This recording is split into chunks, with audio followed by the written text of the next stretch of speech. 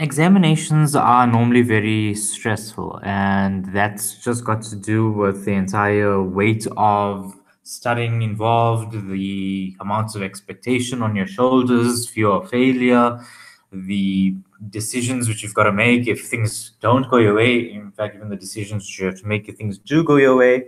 And then, of course, you actually have to go through the entire exam and sit in that dreaded hall for a couple of hours, which will ultimately decide your fate. And to top it all off, there is always or usually that one exam invigilator who just seemingly seems to be there to make things just a bit harder for you, just to sort of make sure that she or he is adding to your stress levels and really just laying down the law and barking it at you. And while you just trying to get on with it and write your exam and put the whole ordeal behind you, you end up feeling more, assaulted in a way, I guess, and actually just spending most of the time trying to figure out what exactly you've done wrong or what this person is even talking about, right? A lot of you would be experiencing that in your upcoming examinations. A lot of you may have already experienced that, so you can completely understand what I'm speaking about.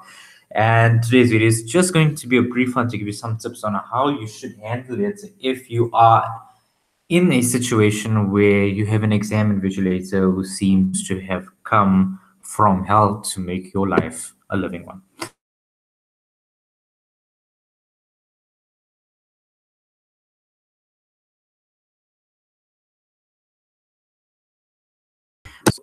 Obviously, cell phones are not allowed. So don't take your cell phone out and keep it on your desk. Your cell phone should be switched off. So don't have it on vibrate or have it that it's on and not on silent, and then you get a call coming through. I mean, that's just going to be insane. But obviously, you want to make sure that you know your rules. You want to make sure that you adhere to these rules. And this ties up into the next tip, which I'm going to give you guys. But you do need to make yourself familiar with what you need to comply with. And you can never comply with something if you don't even know what the rule is. So it's not something which I would expect a lot of you to be unfamiliar with. And I can guarantee you this is one point which the invigilator is going to be screaming at you before you even start writing, and he or she will start telling you, these books are allowed, or these calculators are allowed, and those sort of things, and all those rules will be, I wouldn't even say read out to you. I think they'd be like dictated to you, or scream out to you, like, almost as if the invigilator is annoyed that he or she has to tell you this. But that's why it's just better if you know the rules so that you don't need to be caught off guard. And the second one is, well, now that you know the rules, follow the rules. Please don't try and take chances there, especially since the invigilator will, in all likelihood, read the exam rules out to you.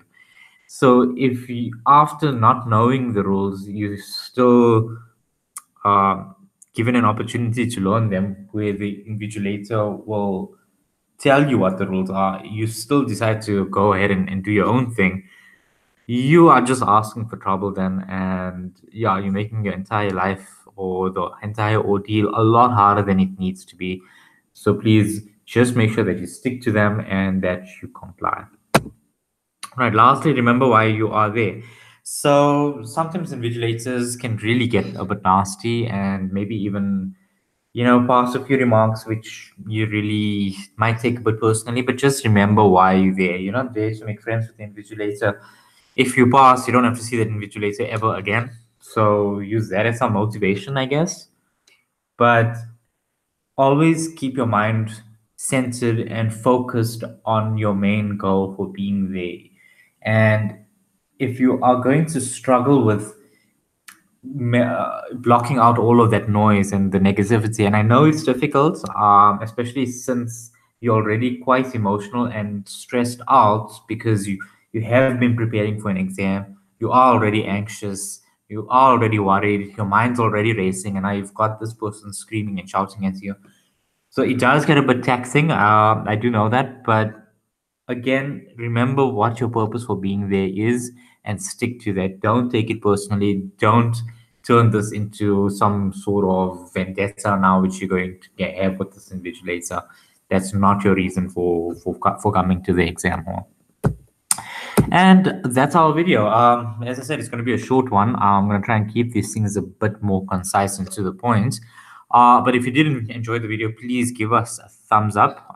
Share it with any other students who you think will be able to benefit from it. Also, give me some feedback. If you have anything good to say about it, I'd like to hear it. If you have something which is maybe not good to say about it, well, that's also welcome. Anything which I can do to improve the videos, by all means. And lastly, also subscribe to our channel. I'm pleased to announce that our subscriber count has shot up to 103 subscribers. Well, over the course of 2 days, I think it was. So I'm trying to get to 1,000 by the end of the month, and with your guys' help, I know I can do it. We are really pushing subscriber numbers. The reason is just to make sure that there is an actual interest in the YouTube channel and in the videos which we are going to be uploading, because obviously it takes us a lot of time to prepare these videos. You have to obviously research things which are going to be relevant. It's not like we just, come here and shoot anything and upload it and hope that we get views. It's nothing like that. So obviously we want to see that there is a demand and a need for it, and that students are responding positively to it, so that we can continue the channel. So far it looks like it is, and it's going well. But please do subscribe to our channel, and you'll be kept up to date on any new videos which we do upload, and there are going to be a lot coming over the course of the year as well as next year.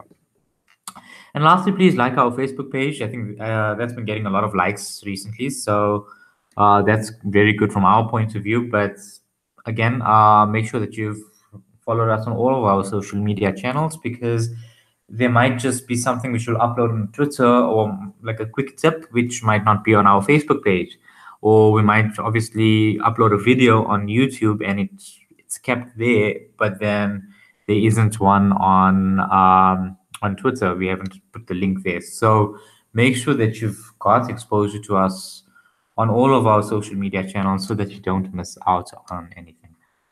Anyway, that's it for this video. And if you are studying today, good luck with your studies. Please feel free to contact us on our Facebook page. Somebody will respond to you. I can definitely assure you on that.